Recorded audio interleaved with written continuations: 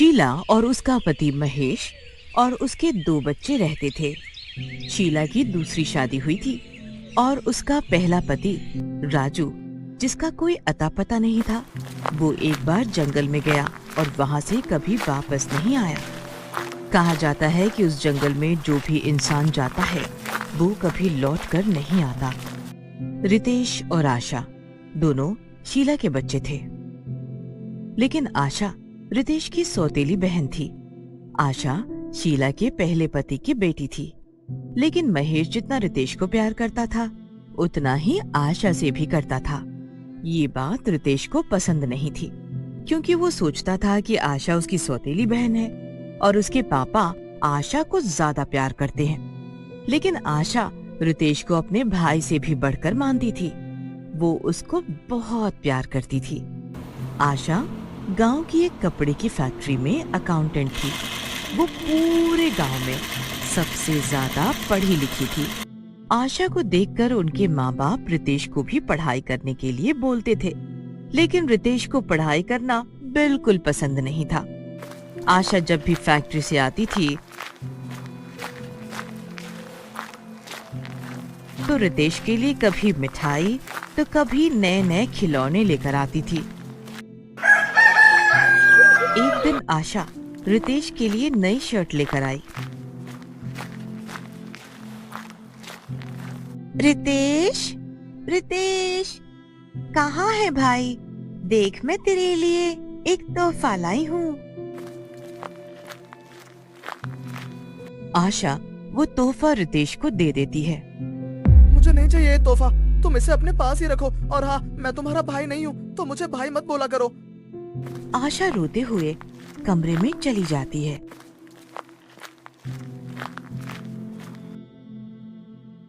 और शीला गुस्से से रितेश को थप्पड़ मारती है। रितेश, ये कोई तमीज है अपनी बड़ी बहन से बात करने की? जा अपने कमरे में। रितेश गुस्से में रोते हुए अपने कमरे में चला जाता है। रात को महेश काम पर से घर आता है और घर में सन्नाटा देखकर वो शीला से पूछता है, शीला, आज घर में इतनी शांति कैसे है? दोनों बच्चे कहाँ गए? दोनों अपने कमरे में ही हैं। शीला महेश को सारी बात बताती है। अगली सुबह महेश रितेश को बुलाता है और प्यार से समझाता है।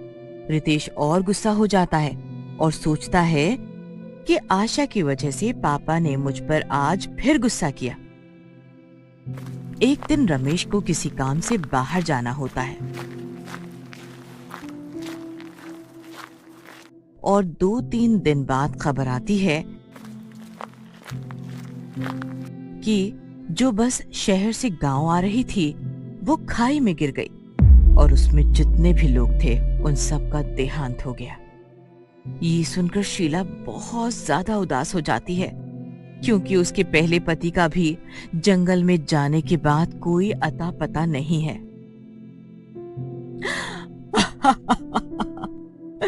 हे भगवान, ये तूने क्या कर दिया?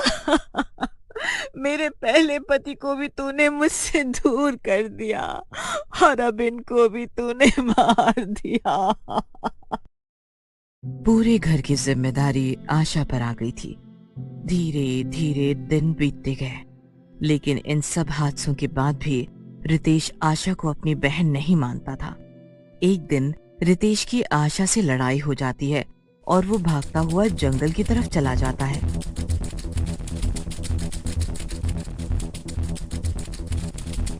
उसे रोकने के लिए आशा भी उसके पीछे भागती हुई जाती है। रितेश, रितेश भाई, वापस आ जा। मैं कभी तुझसे लड़ाई नहीं करूंगी। वापस आ जा भाई। लेकिन रितेश जंगल से बाहर नहीं आता है। रितेश को तो बाहर लाना था, इसीलिए आशा खुद भी डरते हुए जंगल की ओर चली जाती है। वो रितेश को आवाज लगाती हुई जैसे ही आगे बढ़ती है, उसे जंगल में आग जलती हुई दिखाई देती है। वो उस आग के पीछे पीछे जाती है और देखती है कि वहां पर कुछ लोग बैठे हैं और वो सिगरेट पी रहे थे और आपस में बातें कर रहे थे। ये सब देखकर आशा एक पेड़ के पीछे छुप जाती है। ये लोग कौन हैं और यहाँ पर क्या कर रहे हैं? मुझे छुपकर सब कुछ देखना होगा। वो देखती है कि 3-4 लोग बहुत बड़े बड़े डिब्बों को एक ट्रक में रख रहे हैं। वो चुपके से एक डिब्बे को खोल कर देखती है तो उसमें ड्रग्स होता है और वो डर जाती है। फिर वो पेड़ के पीछे छुपकर सब देखती है। तभी उनमें से एक आदमी उठकर अंदर की ओर जाता है। आशा भी चुपके चुपके उस आदमी का पीछा करते हुए अंदर की ओर चली जाती है। वहां जाकर आशा हैरान हो जाती है। ये इन लोगों ने इतने सारे लोगों को बंदी बनाकर रखा। अच्छा, अब मैं समझ गई कि जंगल में जाने के बाद लोग गायब क्यों हो जाते थे। इन सब लोगों को इन बेकार लोगों ने पकड़ रखा है। ये लोग अपने गंदे कामों को छुपाने के लिए जंगल में आए हुए लोगों को पकड़ लेते हैं। तभी आशा देखती है कि वहाँ पर बहुत सारे लोग हैं और उन सब लोगों में रितेश और उसके पहले पापा राजू भी होते हैं। वो उन सबको बचाने के लिए हिम्मत से काम लेती है और वहाँ पर फंसे सभी लोगों को बचाने के लिए भागती हुई पुलिस स्टेशन जाती है और वहाँ के इंस्पेक्टर को सब कुछ बता देती है। फिर इंस्पेक्टर पूरी पुलिस फोर्स को लेकर जंगल में जाता है। फिर पुलिस उन सबको पकड़ लेती है। अच्छा, तो ये तुम लोगों के काम थे। तुम ही लोग बेचारे मासूम लोगों को अपना शिकार बनाते हो और उन लोगों से अपने ये काम करवाते हो। धन्यवाद आशा, आज तुम्हारी बहादुरी की वजह से हम इन ड्रग्स सप्लायर्स को पकड़ पाए। पुलिस को इन लोगों की बहुत दिनों से तलाश थी। ये हर बार हमारे पहुंचने से पहले अपना ठिकाना बदल लेते थे और आज तुमने इन लोगों को पकड़वा ही दिया।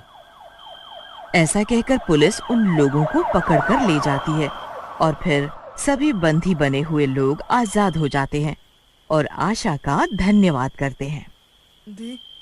दीदी मुझे माफ कर दो। मैंने आपके साथ बहुत गलत किया है, आपको बहुत उल्टा भी बोला है।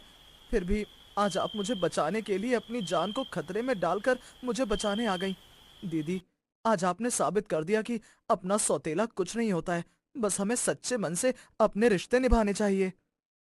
फिर आशा, रितेश और राजू घर चले जाते हैं।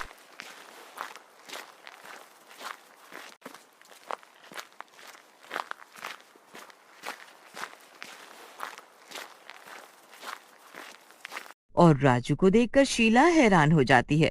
फिर राजू शीला को सारी बात बताता है। फिर वो खुशी खुशी रहने लगते हैं।